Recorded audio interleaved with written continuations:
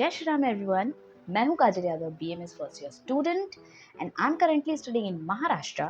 सो जितने भी सारे नए बच्चे इस बार BMS में जिनका एडमिशन हुआ है, ये वीडियो स्पेशली उनके लिए है। तो थंबनेल देखकर आपको पता चल ही गया होगा, I am going to talk about TC, that means transitional curriculum. ठीक है, वर्ड से थोड़ा बहुत समझ में आता है, लेकिन स्टूडेंट जब स्टार्टिंग में आते हैं, जैसा कि मैंने भी स्टार्ट किया था जब, तो मेरे मन में भी सवाल था कि क्या होता है TC, ट्रांजिशनल करिकुलम, इसकी ज़रूरत क्या है। बच्चों के दिमाग में बहुत सारी ये बातें होती हैं, अटेंडेंस ज़रूरी है या नहीं है, क्यों इम्पॉर्टेंट है ये, क्या इसके अटेंडेंस से मुझे कोई फ़र्क पड़ेगा। जैसा कि हम लोग जब आए थे तो कुछ बच्चे TC नहीं अटेंड कर रहे थे, तो उनको ये बोला गया था कि आप TC नहीं अटेंड करेंगे तो आपकी TC की जो 15 डेज़ की जो अटेंडेंस है वो आपकी यूनिवर्सिटी के पास जाएगी और वहाँ पर अटेंडेंस चेक की जाएगी, इससे आपका एडमिशन भी कैंसिल हो सकता है, वगैरह वगैरह, ब्ला ब्ला ब्ला। बहुत सारी बातें उन्होंने हमें बोली थी। तो इस वीडियो में आपके सारे सवालों के जवाब मिलने वाले हैं। किसी किसी का TC चल रहा होगा, किसी का स्टार्ट होने वाला होगा, तो उनको प्लीज़ शेयर करें। तो सबसे पहले आपके क्वेश्चन पे आते हैं, जो है व्हाट इज़ TC या फिर व्हाई इट इज़ नेसेसरी, मतलब दोनों ही क्वेश्चन। तो TC ट्रांजिशनल करिकुलम एक्चुअली में होता क्या है कि मोस्टली हम सब ना स्टूडेंट्स जो अलग अलग से आते हैं, हम लोग ICSC, CBSE, स्टेट बोर्ड से पढ़ाई करके आते हैं। ठीक है, और हम सबको पता है कि हमारे पूरे इंडिया में 12th तक के किसी भी बोर्ड में आयुर्वेदा का कोई भी जिक्र नहीं है। ठीक है, तो हमें आयुर्वेदा का ये भी नहीं पता होता है। ठीक है, दैट्स वाई सारे स्टूडेंट्स जब फर्स्ट टाइम आते हैं, अब हमें क्या होता है कि अगर हमें अचानक से ही पढ़ाना स्टार्ट कर देंगे तो वो थोड़ा सा अजीब हो जाएगा, या थोड़ा सा हमारे पर भी बहुत प्रेशर हो जाएगा। ठीक है, तो इन 15 डेज़ में क्या होता है कि जो कॉलेज या इंस्टीट्यूट जो होता है वो आपको ट्रांजिशन आपका करने की कोशिश करता है कि आप उस अपने मोड से, CBSE, UP बोर्ड या किसी भी स्टेट बोर्ड से, ICSE बोर्ड से अपने इस आयुर्वेदा में आ पाओ, क्योंकि आयुर्वेदा का जो मेडिकल सिस्टम है दैट इज़ कम्प्लीटली यूनिक। इसके सारे कॉन्सेप्ट्स बहुत अलग हैं। अभी जब आगे BMS में पढ़ोगे तो आपको पता चलेगा, बहुत ही डिफरेंट कॉन्सेप्ट्स हैं इसके।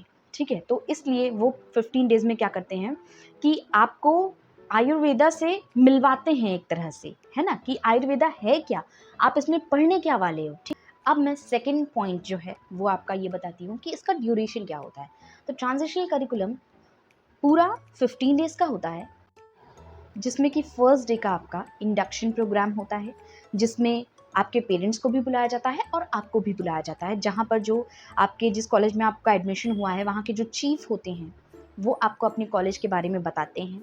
ठीक, उसके बाद बाकी के 14 डेज़ के लिए आपके लेक्चर्स होते हैं। ठीक है, देखो ट्रांजिशनल करिकुलम को फालतू मत समझना। ठीक है, मेरे हिसाब से, क्योंकि मैंने अटेंड किया, तो मेरे हिसाब से ट्रांजिशनल करिकुलम बहुत इंपॉर्टेंट है। ठीक है, इसमें क्या है कि आपको काफ़ी सारी चीज़ें पता चलती हैं कि BMS में और स्कोप क्या है, BMS में जॉब अपॉर्चुनिटीज़ क्या क्या हैं, आप क्या कर सकते हो। आयुर्वेदा को हम जितना समझते हैं, क्या वो सिर्फ जड़ी बूटी है?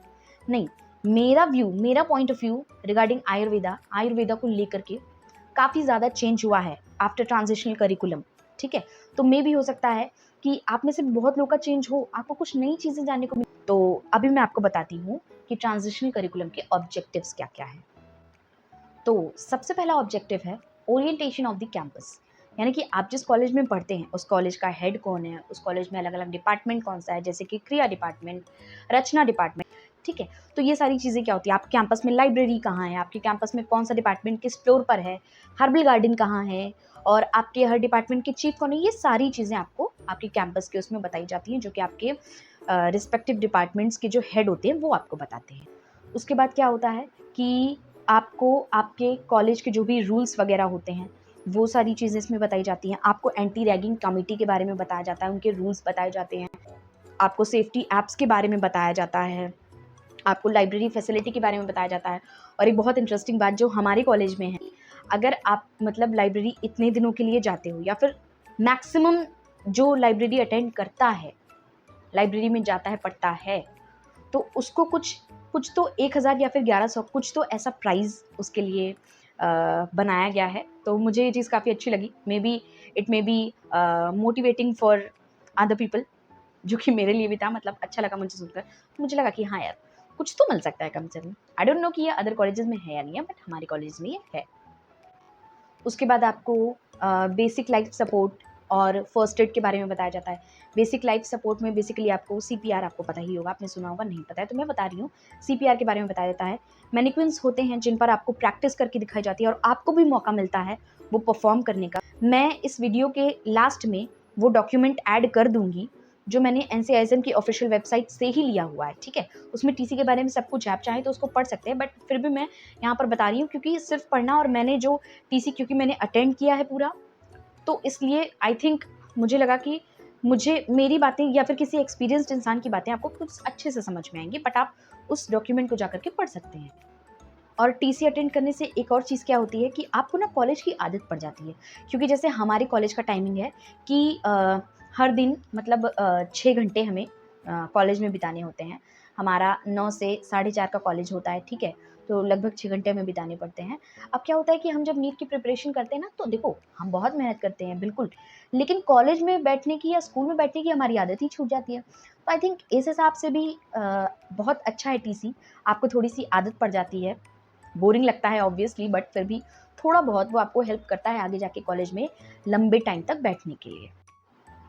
और आपको बेसिक कंप्यूटर स्किल्स बताई जाती हैं इसमें, ठीक है, कम्युनिकेशन स्किल्स बताई जाती हैं, आपको आपका कोड ऑफ कंडक्ट यानी आपको किस तरह बात करनी है as a professional BMS student, क्योंकि जब आप BMS में आते हो तो हमें ये चीज़ बताई जाती है कि अब आप एक प्रोफेशनल कोर्स का हिस्सा हो, so you should act like a professional, ठीक है, you should talk like a professional, you should behave like a professional.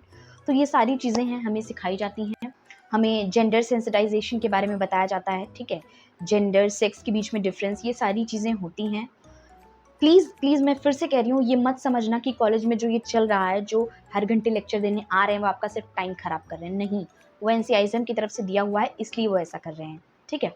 आपके मोटिवेशन लेक्चर्स होते हैं बीच बीच में, ठीक है, आपकी पर्सनैलिटी डेवलपमेंट कैसे करनी है उसके बारे में बताया जाता है। ये सारी चीज़ें आपकी TC में, TC को मैं क्यों कह रही हूँ कि थोड़ा ध्यान से अटेंड करना, क्योंकि आपकी TC में आपके प्री टेस्ट और पोस्ट टेस्ट भी होती है। मतलब स्टार्टिंग में आपकी TC के स्टार्टिंग में एक प्री टेस्ट होता है जिसमें वो आपके इंस्टीट्यूट से रिलेटेड, आपकी कंडक्टिंग बॉडीज से रिलेटेड, आपके BMS से रिलेटेड कुछ क्वेश्चंस पूछते हैं।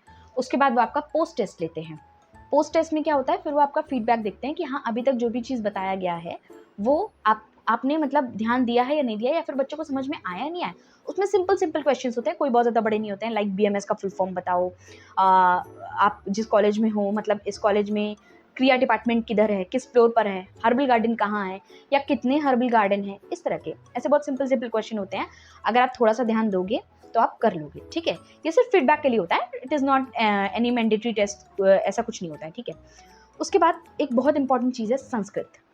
संस्कृत की प्रॉपरली आपकी 1 घंटे की डेली की क्लास चलती है, जिसमें आपको वदतु संस्कृतम, मतलब कि जैसे हम स्पोकन इंग्लिश बोलते हैं ना, वैसे ही स्पोकन संस्कृत होती है, जिसमें वो आपको बताते हैं संस्कृत के बारे में, ठीक है। तो मैं ये कहूँगी कि आप TC का कुछ भी अटेंड करो या ना करो, बट यार ये 1 घंटे का लेक्चर मत छोड़ना, क्योंकि ये बहुत काफ़ी बेनिफिशियल होता है और आपको काफ़ी कुछ चीज़ें सीखने को मिलती हैं। और आप चाहो तो NCISM की वेबसाइट पर ये जो डॉक्यूमेंट मैं आपको बता रही हूँ, फिर से जाके उसमें देखो, उसमें तो वदतु संस्कृतम का अलग से पूरा सा सिलेबस दिया हुआ है ना। आ गया वो टाइम जिसका बहुत सारे स्टूडेंट्स इंतजार कर रहे थे, क्या अटेंडेंस मैंडेटरी है? तो इसका जवाब है आपकी मर्जी। जी हाँ, अब देखो, मैं अगर आपसे कहूँ कि आपकी पढ़ाई ज़रूरी है, ठीक है, अब देखो जब हम BMS में आते हैं ना, BMS में, MBBS में, BDS में, तो आप सच में एक प्रोफेशनल कोर्स में आ जाते हो, you are not a child, ठीक है, अब आप बच्चे नहीं रह गए। तो पढ़ना ज़रूरी है या नहीं, ये अपने आप से पूछो। जस्ट लाइक दैट, TC ज़रूरी है या नहीं, ये आप ही डिसाइड करोगे। रही अटेंडेंस की बात, तो हमारे टाइम पर बच्चों को बहुत डराया गया था, बहुत ज़्यादा डराया गया था कि अगर आपकी 15 डेज़ की अटेंडेंस NCISM के पास जाएगी, आपकी यूनिवर्सिटी के पास जाएगी, बट हमारे पास ऐसा कुछ डेटा आया नहीं, ना हमको ऐसा कुछ बताया गया है। तो आई डोंट थिंक, मैं इसके बारे में कुछ कह नहीं सकती कि यूनिवर्सिटी में जाती है या नहीं जाती है अटेंडेंस। लेकिन फिर भी क्योंकि बहुत सारे हमारे बैच के बहुत सारे बच्चों ने थे जिन्होंने TC अटेंड ही नहीं किया, एक भी दिन नहीं अटेंड किया। किसी ने क्या किया कि 2 दिन अटेंड किया, 3 दिन अटेंड किया, उसके बाद बोर हो गया एंड छोड़ दिया उन्होंने, ठीक है। बट फिर भी वो पढ़ रहे हैं, एग्ज़ाम भी दे दिया उन्होंने फर्स्ट टर्म का, आगे भी पढ़ रहे हैं। तो आई डोंट थिंक कि उसका अटेंडेंस मैंडेटरी होती है।